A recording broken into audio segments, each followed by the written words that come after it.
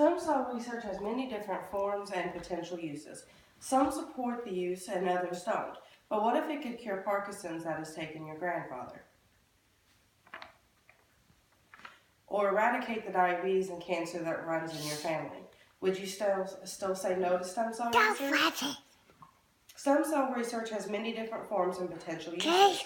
As a person who has a family history of diseases such as Parkinson's and diabetes, just keep going. I'm just going to go through it. If I get enough, I get enough. I have a vested interest in stem cell research and what it could mean for my kids.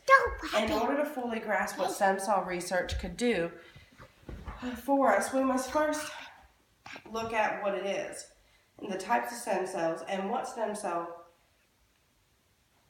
could potentially cure and how they are obtained. First, we'll discuss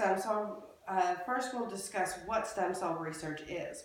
A stem cell is a generic cell that can make exact copies of itself indefinitely. It has the ability to make specialized cells for various tissues, such as the heart, the brain, and liver tissue. Stem cells can be saved and used for later when needed.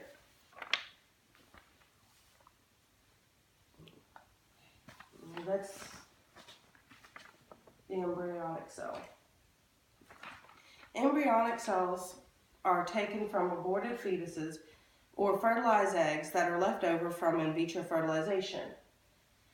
They're useful for medical research purposes because they can produce cells for almost every tissue in the body. Adult stem cells aren't usually used for research because they're specialized to certain cell types, such as blood, intestine, skin, and muscle. The term adult stem cells may be misleading because both children and adults have them. Stem cells could potentially cure or better treat diseases and injuries such as Parkinson's, Alzheimer's, diabetes, stroke, spinal cord injuries, cancer, or even burns of varying degrees. The testing and development of drugs, since it could allow scientists to test how medicines react on tissues before it is tested on humans and animals. Stem cells would help scientists further their understanding of the genetics,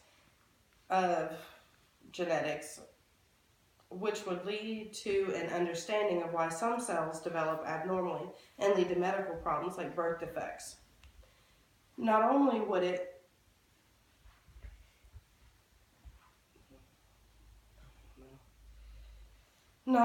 help us give us an understanding of why, but also how to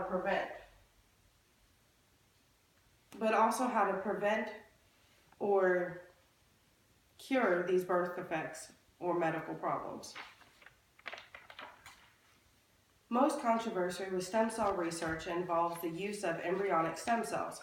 Some believe life begins at conception, and that the embryo has rights and interests that need to be protected. To extract the embryonic stem cells would be to destroy the embryo. Most of the arguments against embryonic stem cell research comes from religious viewpoints and pro-life supporters.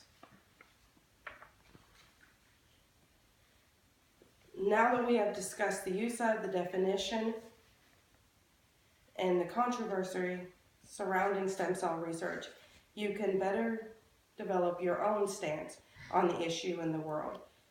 In the words of the U.S. Representative Rosa DeLauro, Alzheimer's, Parkinson's, and brain spinal cord injuries, and diabetes and cancer, and at least 58 other diseases could potentially be cured through stem cell research. And diseases that touch every American family and in the world.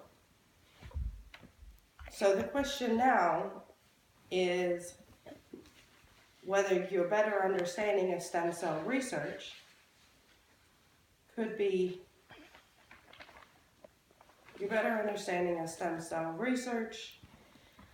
will help you develop your own stance on the issue in general. And also whether or not stem cell research you believe would be right for you. It is also important to understand that the U.S. only allows at least 100 different types of stem cell research, while the UK and other European countries have over 1,000. It's not me, it's the dog. I did do a good job without the dog on it.